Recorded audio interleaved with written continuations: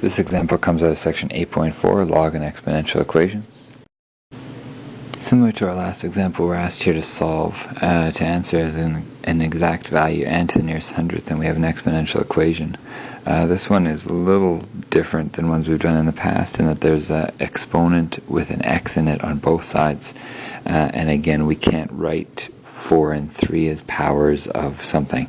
So we are stuck either doing a graphical solution, which would be great if this was a numerical response question or multiple choice question where we could just give the rounded answer to the nearest hundredth. But since we're asked for the exact value, the only way really to get there is to do log solution. So let's log both sides of this thing. Log of 4 to the 3x minus 5 equals log of 3 to the x plus 1.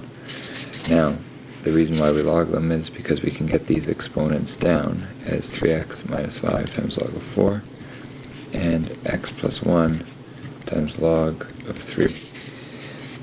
I get a lot of students who do that step and then start to make up some very funky, interesting rules here. Next step correctly would be to get rid of these brackets. 3x times log of 4 minus 5 times log of 4 equals x times log of 3 plus 1 times log of 3.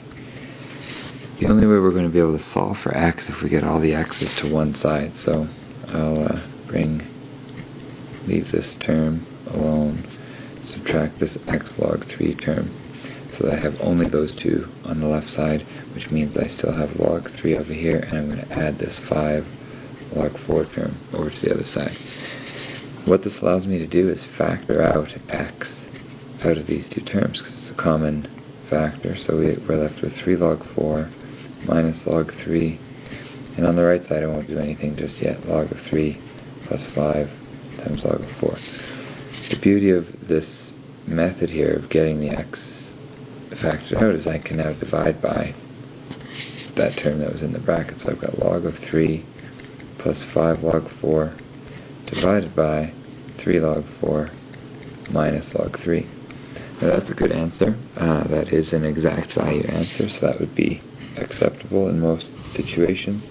You should also be able to use some log rules on the top and on the bottom of this thing to make it a little bit tidier. To say, for example, this is 3 times 4 to the 5, and in the bottom here we have log of 4 cubed divided by 3. Either one of those should give you the exact same decimal answer.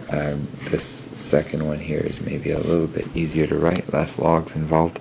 I only put both just for the sake of if you're on a multiple choice question, you need to know one of these and you got the other one, you need to be able to go from one to the other.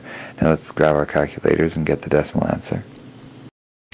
And if you're careful enough with your brackets, your exponents, your logs, you should get that this answer is approximately equal to 2.62. That is something, by the way, that you should be able to check if you just graphed, y equals 4 to the 3x minus 5, y equals 3 to the x plus 1. You have two different exponential growth curves here, and this intersection here should be at x equals approximately 2.62. Same answer, but only the decimal answer possible from the graph, the exact value answers possible from the algebra solution.